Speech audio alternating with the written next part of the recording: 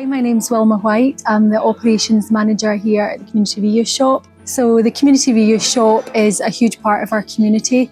We are here to provide affordable items that are accessible to all members of our community. My name's Sandy McKnight. I live comparatively local, and this place means a lot to me because I'm a reader. I don't watch TV, so I come in here, I buy books, I trade books, I give books away, but I also love the furniture. And my granddaughter was up recently from England. She went, "Oh my God, I could furnish my flat at this place." Big asset to the community. It's a win-win-win.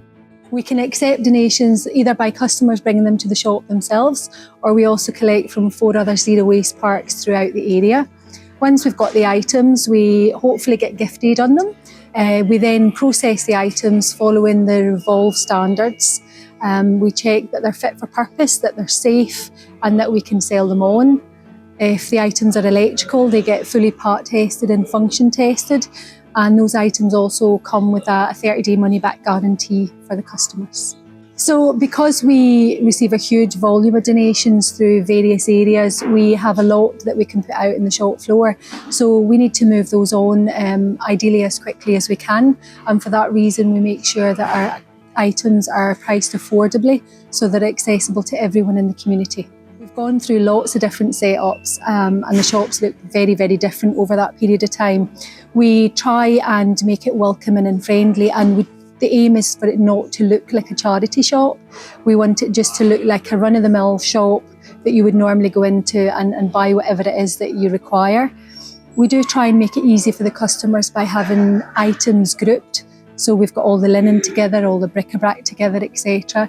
We make sure that at all times we've got our space around all of the items for people in wheelchairs or with prams, so we're accessible to everybody.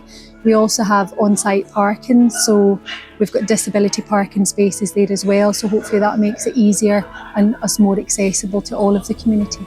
So we tend to get on-trend items when they're starting to go out of trend, because that's when people then move them on. However, there's still always a market for that. We tend to get a lot of smaller items of furniture as well. They move on quite well too. However, if we do find that we've got a surplus of items, we will reduce the items in price. And then if we still have items that we can't move on, we sometimes do what we call a freebie Friday. So we'll clear the front of the shop, we'll put all the items there and pop that online and say these items are all free to come and collect. People will come along, and within a couple of hours, usually all of the items are gone. So we sell on various sites on social media. We have our Facebook, which covers the sales in the shop. We also have Vinted, which we use for our good quality clothing, stuff that comes in generally with labels still on, or higher end clothing. And we also have our online click and collect, which we put items on for when we're closed, so people have the opportunity to shop with us 24 hours a day. And then we have eBay, which is for the more vintage antique items.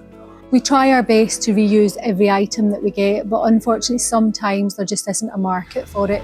So what we would do is take any reusable parts off it, say handles, hinges, anything that we could break down and sell separately. And then the item that is left, we will speak with our zero waste partners and we'll send it on to recycling. This case study is part of the Making Reuse Happen at Household Waste Recycling Centres guide, designed to help local authorities embrace a reuse-first approach. Packed with practical insights and real-life examples, the guide is your go-to resource for driving reuse initiatives. You can find the full guide, including detailed case studies, on the Zero Waste Scotland website. Just search for HWRC Guide and get started.